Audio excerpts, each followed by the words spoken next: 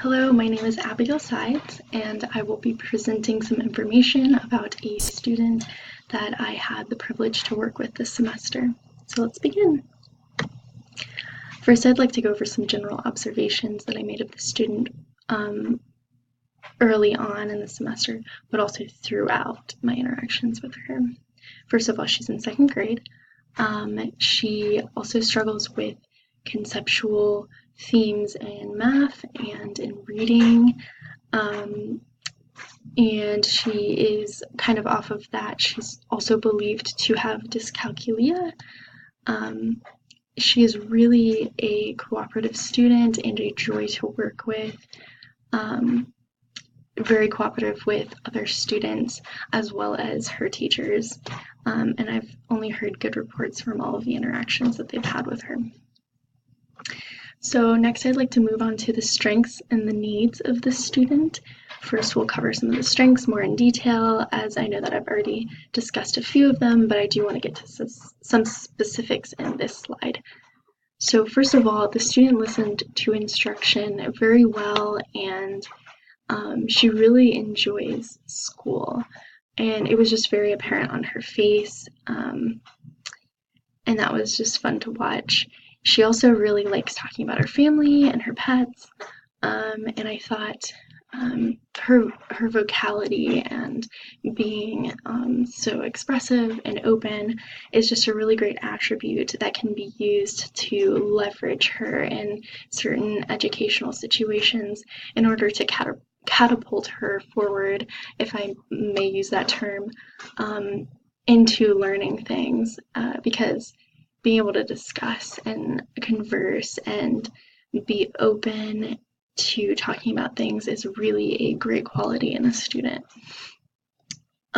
She was extremely positive and never was down on herself or ultimately frustrated when she got a problem wrong, or I asked her to check over something or read through it again. She's very kind and gently approached each of her students and talked with them very, very appropriately in the interactions that she's had with them. And one of the best things to witness was that she always tried her best. And that was just a great thing for me to be able to see in a student, and it was really impactful for me to see that. Next, I want to talk about some of the needs that the student has. Like I mentioned before, she struggled a bit with conceptual matters and tying those together with the literal representations of those concepts. For example, in a mathematical problem, she might not understand that the numbers are representing, we're giving and taking in this situation, the general idea of addition or subtraction. She can memorize the process really well, and if she remembers it later on, then she can perform well on tests, but it was mainly the lack of tying the connection to the actual concept, which is what set her behind in some of the lesson plans and assignments that she was accomplishing. Off of that, she did have trouble remembering some of the basic concepts, and sorry about that. And she did have a little bit of trouble focusing and staying on task, and some with fidgeting as well, which is okay, and she can improve in those areas. But that's going to take me on to discussion of content area.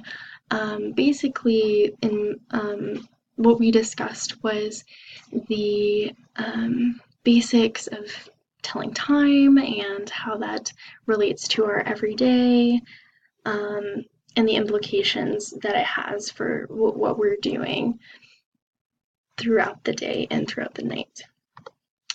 So for the pre-assessment results, I learned that the student was familiar with the numbers. She did really well at counting by fives, which helped with telling the minute hand on the clock. And she understood the concepts of night and day, and actually came forth with some really great examples of activities that she might do during the daytime, in the morning, before school, at school, afternoon, and later into the evening.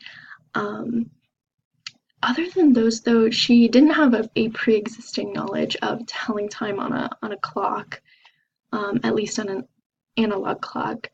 But that was okay because that's what the lesson plan was about.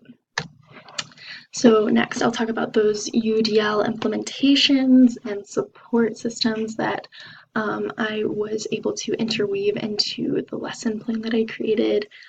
First of all, we went over the mechanics of a clock, and manipulatives helped to get her hands on how a clock turns and how the minute and hour hand turn at different rates.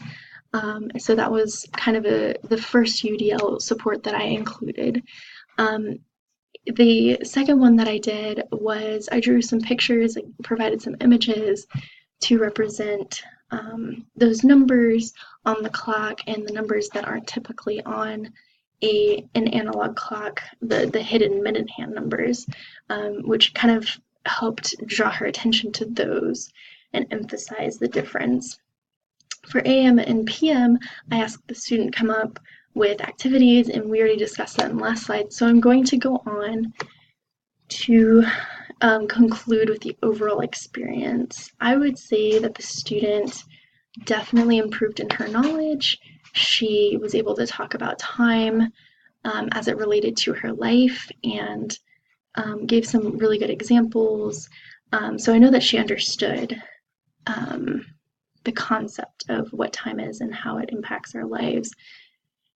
And she did perform really well on the post-lesson pre-assessment review, which she did by herself. I had to stay on top of pages that she might have missed, but overall she really had it down. And I think that was a great representation of how she was able to remember the things that we went over.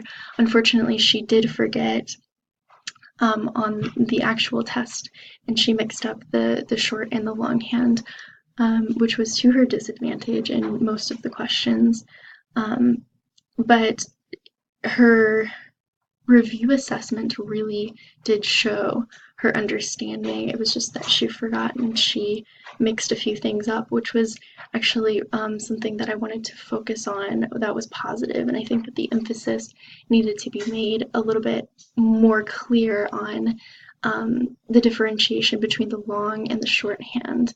And that could be easily solved by a few more UDL supports, like drawing it out and just drilling her and quizzing her on those things. And anyways, overall, she was a very pleasant student to work with, and I was glad to have the opportunity.